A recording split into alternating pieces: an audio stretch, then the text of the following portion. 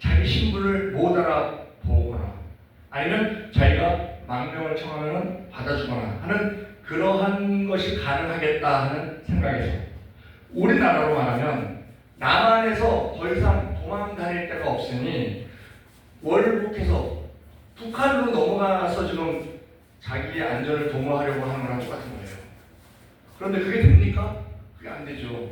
우리가 거해야 할 곳과 거하지 말아야 할 것을 분별을 잘 해야 돼요. 그런데 이 천하의 다윗이 하나님께서 내 마음에 합판자라고 칭찬을 받았었고 또 왕으로서 기름 부음을 받고, 그런데 이 다윗이요 그 이스라엘의 왕으로 기름 부음 받은 것, 그것을 이 가드 왕 신하들이 알아. 지금 봐요.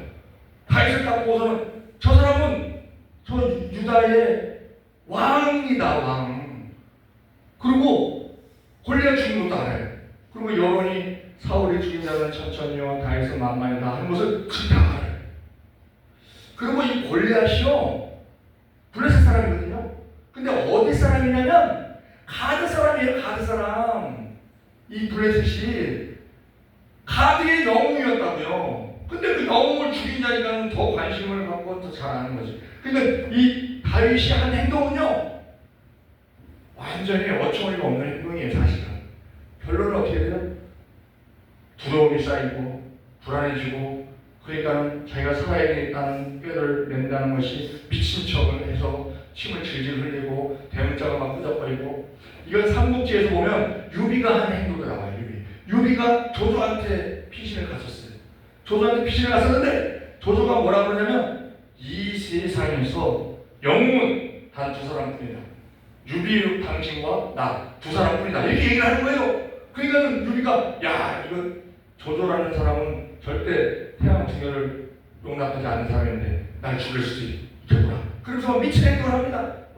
일반 사람들이 이해하지 못하는 행동을 해요. 그거랑 지금 비슷한 행동을, 똑같은 행동을 다윗이 지금 하고 있는 거예요. 왜요? 거하지 말아야 할 곳에 거하다 보니까. 우리가 어디에서 거해야 되냐? 어디서 거하지 말아야 되냐? 롯이 목자들이 막 양이 많아지니까는 목자들끼리 싸움이 나니까 아브라함이 롯한테 선택권을 주죠. 네가 우하면 내가 저하고, 네가 저하면 내가 우하겠다. 네가 좋은 데로 떠나라. 근데 멀리서 딱 보니까 소돔 쪽을 딱 보니까는 거기에 뭐 물도 많고 풀도 많고 에덴 동산 같다고 했어요. 나 저기로 가겠다. 영적인 것은 전혀 생각하지 않고 그냥 육적으로 보이는 대로만 거기 간 거예요. 그 음란의 도시, 멸망의 도시. 벽한 거 어떻게 돼요? 부인은 소금 기둥되고 자기는 그냥 모든 재산 다 했고 겨우겨우 도망쳐 나오는 그러한 신세가 되잖아요. 우리가 어디에 거해야 되느냐, 어디에 거하지 말아야 되느냐 하는 그것을 잘 선택을 해야 되는데, 지금 이 다윗이 실패한 선택을 하는 거예요. 지금 블레셋 땅에 건너갈 일이 아닌데 자기 당장 그 두려움을 싣고자 지금 간 것이죠. 이 다윗이 의인이잖아요. 의인. 하나님의 사랑이고 굉장히 기도도 많이 하고 응답도 많이 받고 이런 다윗인데도 불구하고 인간의 나약성을 많이 보입니다. 그 바세바 사건만 해도 그렇죠. 바세바 자기가 있어야 할 곳은 어디냐면 전쟁터인데 편안한 곳 왕궁에 있다 보니까 바세바 사건을 일으키는 그런 사건. 그러니까 그 다윗이 하나님 앞에 큰 죄 지옥에 두 가지가 있어요. 첫째는 바세바 사건, 둘째는 자기의 그 군사력을 과시하려고 하는 인구조사 한 거. 이 두 가지가 있는데 이렇게 다윗은 하나님 보시기에 악하다고 할 만한 행동을, 실패를 합니다. 왜? 인간이기 때문에. 그래서 우리는 여기에서 다윗 같은 사람도 이렇게 넘어지네. 그러니까 우리가 만약에 다윗하고 우리하고 비교를 한다 그러면 우리가 주눅 들어요. 다윗은 우리랑 차원이 다르지. 그런데 하는 행동을 보니까 이건 뭐 도토리 키재기네 이런 식으로 될 수 있어요. 그런데 더 은혜로운 것은 하나님께서 다윗이 그렇게 실패를 하고 실수를 하고 넘어져도 버리지 않으신다. 아멘. 5만원짜리 지폐 조평원에서 딱 치고 나오잖아요. 우리 하나님 빚 받았잖아요. 5만원짜리 집회는요, 똥이 묻어도 5만원짜리야.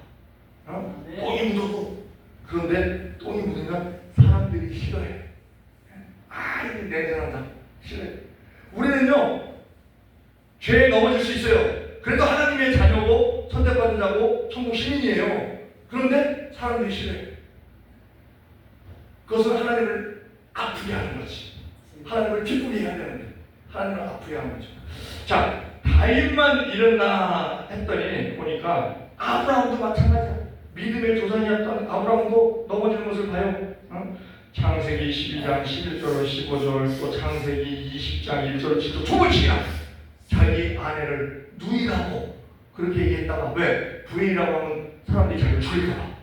부인을 뺏기 위해서 부인을 뺏으려면 남편을 죽여야 되니까 죽일까봐 아 누이라고. 그래갖고 두 번씩이나 아내를 왕한테 뺏겨요. 잘못하면 족보가 꼬일 뻔했어. 근데 하나님께서 보호하셔갖고 살려주셨는데 아유 거기서 휴유증이 나네. 거기서 많은 재물을 얻어갖고 다시 애국으로 갔다가 애국은 구할 것이 아닌데 잘못 구한 거죠. 가나안에 있어야 되는데 흉년 들었다고 힘들다고. 근데 거기서 많은 재물을 얻어서 그 가나안으로 돌아오는데 아이고 사라의 여종을 하나 얻었어. 하갈 얻어 와갖고 결국 어떻게 된 휴유증이 뭐야? 이스마엘을 낳잖아.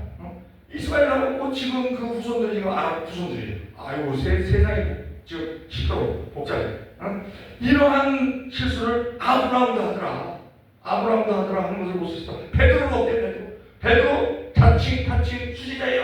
수지자 위대한 사도죠. 그러나 예수님을 세 번이나 부인하는 그런 나약함을 보이죠. 마태복음 26장 72절에 보면 그게 나와요. 즉 우리 인간은 나약하기 때문에 언제든지 넘어질 수 있습니다. 그래서 우리가 아무리 권력이 많다고 아무리 명예가 좋다고 아무리 돈이 많다고 아무리 영성이 뛰어나다고 자만해서는 안 돼요. 선줄로 생각하는 자는 넘어질까 조심하라 하고 우리에게 일러준 것이죠. 자, 우리가 지금 우리 상태는 어떤 상태입니까? 매번 넘어지는가? 좌절되는가? 나는 왜 이렇게 고상하지 못한가? 나는 왜 이렇게 고난 앞에서 의젓하지 못한가? 꿋꿋하지 못한가? 이런 것이 실망스러울 수 있습니다. 좌절을 강구하고 그럴 수 있습니다. 그러나 분명한 것은 하나님께서는 우리를 버리지 않으신다는 겁니다. 그래서 우리가 어떤 난관이 있더라도 어떠한 실수가 있다 하더라도 다시 마음을 다져잡고 하나님께 나아가면 하나님께서는 요한일서 1장 9절 그잖아요. 만일 우리가 우리 죄를 자백하면 저는 미쁘시고 의로사 우리 죄를 사하시며 모든 불의에서 우리를 깨끗게 하실 것이요. 그것이 우리의 은혜고 복이라는 겁니다. 악인은 한번 넘어지면 그대로 끝입니다. 왜요? 악인은 의지할 데가 없어. 다시 일기 세울 데가 없어. 왜? 요한복음 10장 10절에 도적이 오는 것은 도적질하고 죽이고 멸망시키려는 것뿐이요 내가 온 것은 양으로 생명을 얻게 하고 더 풍성히 얻게 하려 합니다 하신 것처럼 마귀에게 도움을 청하면요 마귀는요 더 밟아 못 일어납니다. 그러나 하나님은 우리를 살리시는 분이시기 때문에 생명을 얻게 더 풍성히 얻게 해주시는 분이시기 때문에 단 회개가 있어야 되죠. 그런데 지금 이 이스라엘 초대 왕 사울 회개가 없었어요. 그러니까 망하는 거예요. 그 길과서 전체에서 망합니다. 가룟 유다 예수님께 선택을 받았음에도 불구하고 자기가 죄 짓죠. 죄 지었는데 회개할 기회가 있었음에도 불구하고 회개를 하지 않죠. 그러니까 자살로 끝나는 그런 일이 벌어집니다. 잠언 20장 16절에 대저 의인은 7번 넘어질지라도 다시 일어나려니와 악인은 재앙으로 엎드러지네요. 우리가요 안 넘어지는 사람이 대단한 게 아니에요. 안 넘어지는 사람은요 대단하다고 여겼다가 한 번 자빠지면 못 일어나요. 왜요? 일어나본 경험이 없어. 진짜 의인은 뭐냐면요 진짜 강자는 누구냐면 7번 넘어져도 8번 일어나는 사람. 그러면 넘어지는 게 겁이 안 나요.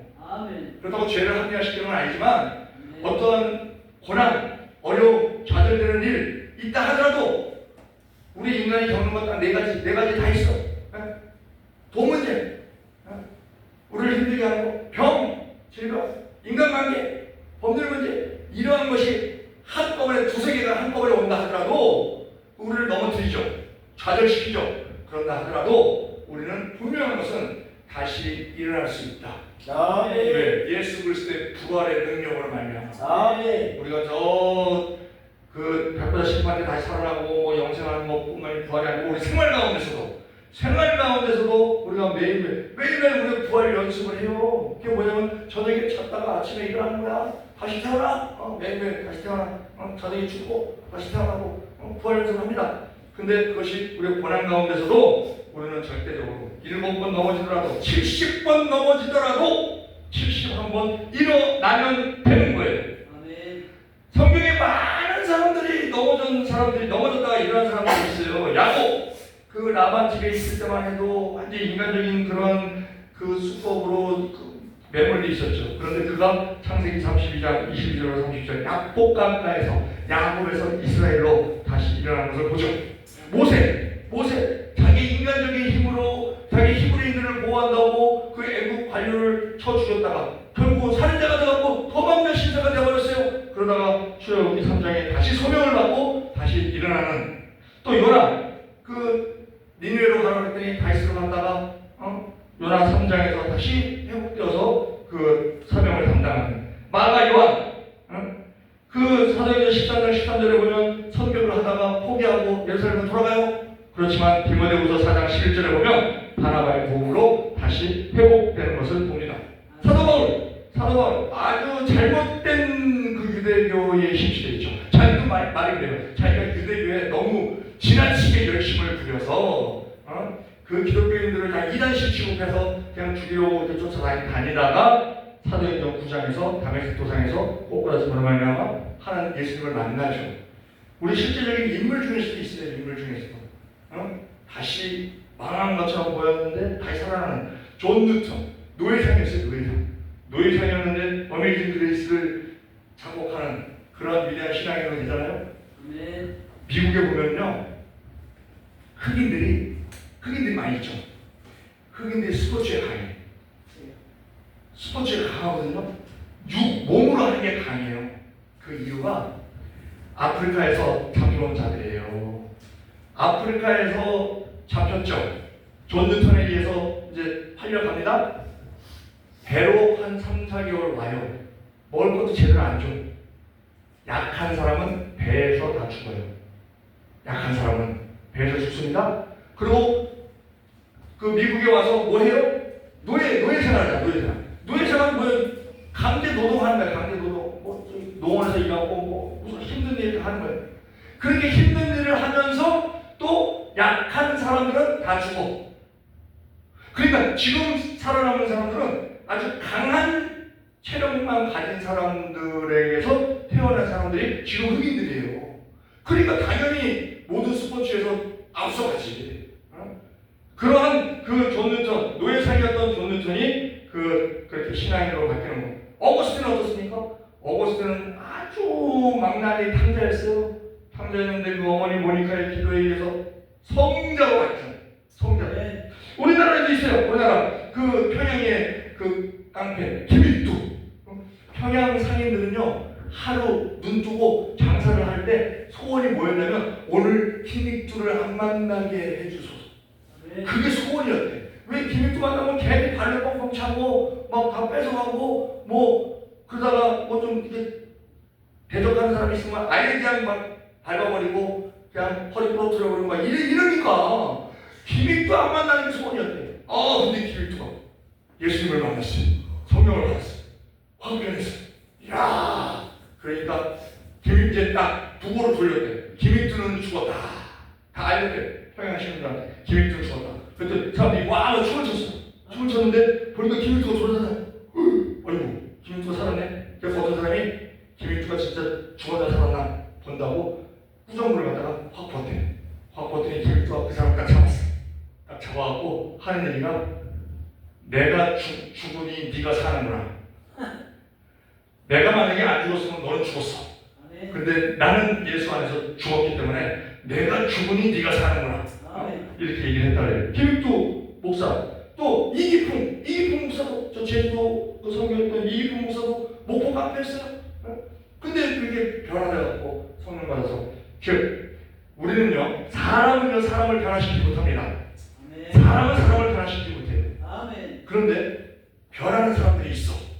누가 변화시켜요? 성령께서 변화를 시킵니다. 아멘. 지금 이 다윗도 하나님 앞에 바로 왔을 때 하나님께서 내 마음에 합한 자라고 그러고 그냥 그렇게 성군으로서 지금도 지금 유대인들이 메시아를 기다리고 있어요. 누구 같은 메시아? 다윗 같은 메시아. 그래서 그들은 그 국기에다가 별 딱 그려놨잖아요. 그 다윗별이거든, 다윗별. 그렇게 변화되는 그런 모습 보면 우리가 넘어지는 것, 고난, 힘든 것 그런 것에 좌절하지 말고 넘어질 수 있어요. 힘들어서 주저앉을 수 있어요. 잠시. 그러나 그 모든 것은 우리에게는 내 능력으로는 걸 해결 못하죠. 그럼 세상 사람하고 똑같아. 내 능력으로는 해결 못해요. 내 능력으로는 해결 못하지만 주님의 능력으로 우리 이길 수 있어요. 이게요, 우리가 신앙이 중요한 게 성막 있잖아요. 성막이 세 등분으로 되어 있어요. 성막들, 성소, 지성소. 그런데 성막 뜰에 온 사람들, 뜰에 왔다가 나가는 사람들, 이 사람들은요 구원은 받아요. 죄사함은 받아요. 그 번제단이 있기 때문에 죄사함은 받아. 그런데 성소 안에까지 못 들어오면 죄사함은 받고 구원은 받습니다. 구원은 받지만 이 땅에서 복이 없어. 무슨 복이냐? 성막 뜰에 있는 사람은요 성막 밖에 있는 사람하고 똑같아. 비 오면 비 다 맞아. 추위 오면 추위 떨어야 돼. 바람 불면 모래바람 불면 모래바람 다 맞아요. 근데 죄사함은 받았어. 구원은 받았어. 그렇지만 복이 없어. 어떤 신앙? 성막 뜰 신앙. 그러니까 교회는 와, 예수를 믿어. 그럼에도 불구하고 11조도 안 하고 뭐 봉사도 안 하고 뭐 그냥 설렁설렁 이렇게 지나는 사람이 성막 뜰만 받고 가는 사람이에요.